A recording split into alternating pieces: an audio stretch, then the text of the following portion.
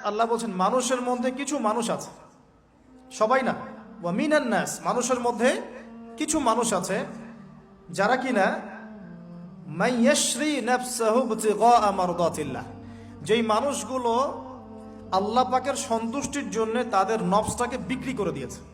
সুবহানাল্লাহ, চারটাখানি কথা না, কিন্তু মানুষের মধ্যে আল্লাহ কিন্তু সূরা বাকারায় বলেছেন শুরুর দিকে, মানুষের মধ্যে কিছু মানুষ আছে যারা মুমিন, কিছু মানুষ আছে যারা কাফের, কিছু মানুষ আছে যারা মুনাফিক, শুরুর দিকে পাবেন।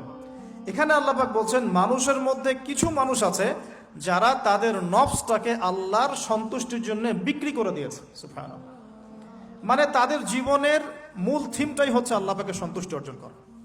কোনো কিছুকেই তারা আল্লাহর সন্তুষ্টির উপর প্রাধান্য দিবে না। যদি কোটি টাকার অফার আসে হারাম, সে সেটা রিজেক্ট করবে, আল্লাহ নারাজ হবে। একটা সুন্দরী মেয়ে যদি জেনার অফার করে, সে রিজেক্ট করবে, কারণ সে আল্লাহকে ভয় করে।